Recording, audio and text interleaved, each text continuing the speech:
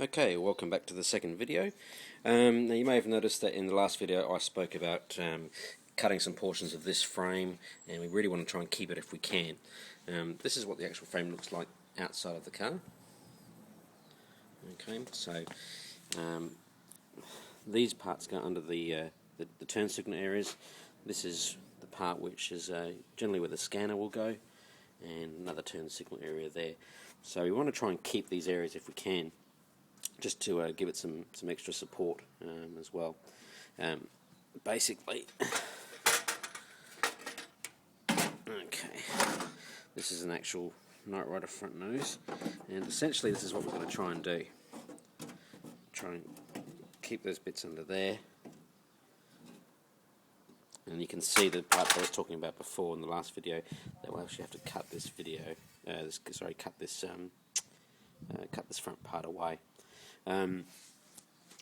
Now, these areas could be problematic. We may have to actually cut these off as well. We're going to try and keep them too. The problem being is that it's a bit hard to sort of fit them behind the flanges, but moreover, these nuts and bolts here, they're actually welded onto it, and they would be a real pain in the bum to cut off as well. Now I've actually started taking the other stuff off. This is a headlight bezel. What you'll actually have to do is, before you actually take your headlight bezels off, is disconnect your battery, okay, and then start winding these little knobs here clockwise just to bring the headlights up. If you don't, what will happen is, once you get them up and your power still connected, it'll just bring the lamps down again. There's screws on either side, and on the back here, that's fallen off. After that's done, you can see that it'll easily come out. And we'll go through modifications of how the headlight bezels have to be sanded down and so forth, so the front nose will fit properly later on as well. I've already taken the turn signals off as well, and we'll take the bracket off soon. Now, another part is also the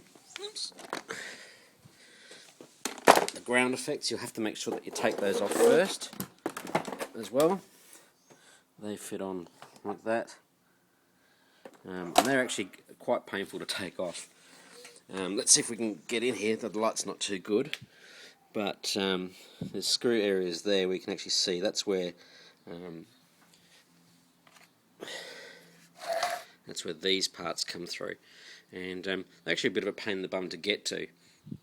And then you've actually got to try and get in there somehow and get your front nose off as well. I've already started taking some screws off. Let's see if we can get underneath. Hopefully there'll be enough light for you to have a look.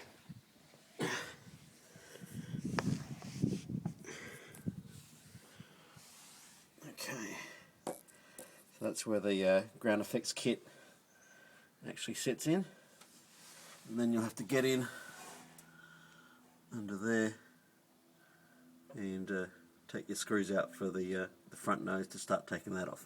I've already started on that. Now, the ground effects actually come right under here as well, so there's nuts and bolts there that you'll have to undo as well. Okie dokie.